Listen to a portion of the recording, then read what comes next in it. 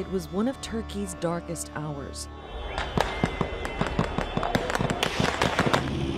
Tanks and soldiers blocked Istanbul's Bosphorus Bridge and took over its international airport. Fighter jets swarmed the skies and bombed the parliament building in Turkey's capital, Ankara. But in the end, thousands of civilians took to the streets to stop the coup. 2 years on, Turkey is commemorating one of the deadliest attempted overthrows in its history. 251 vatandaşımızı bir gecede kaybetmenin hüznünü tekrar yaşarken, diğer taraftan da dünyada eşine az rastlanır bir direnişe imza atmanın gururunu yaşıyoruz. Turkey's history has often been marked by violent military coups. But while this last attempt ended in failure, it did signal the start of a new era in Turkey that began under a state of emergency.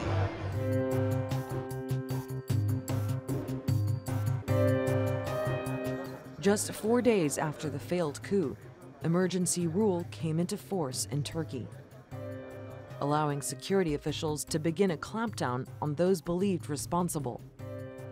The alleged culprits were supporters and members of a secretive network known in Turkey as FETÖ, led by cleric and businessman Fethullah Gulen, who lives in self-imposed exile in the US. While he denies involvement, his supporters were found to have infiltrated the military, public sector, and other institutions over decades. The next 2 years saw about 50,000 people arrested. Another 100,000 lost their jobs, including civil servants, soldiers, police officers, judges, journalists, and teachers. So far, around 1,000 people have been returned to their jobs. But the operation was criticized for being too heavy-handed.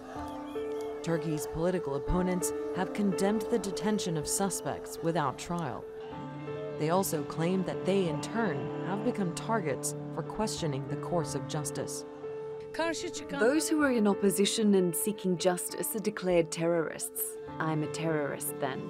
The scale of Turkey's security operation also came under fire internationally.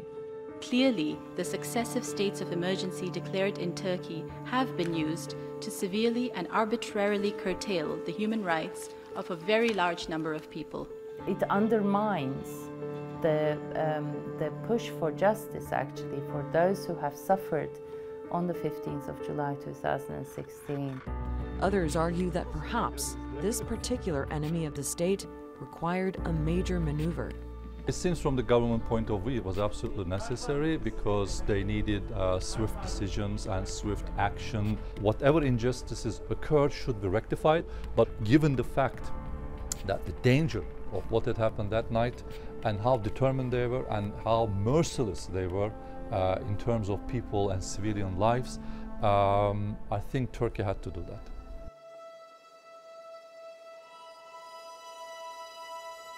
Experts say Turkey's 2-year-long security sweep against FETÖ is largely over.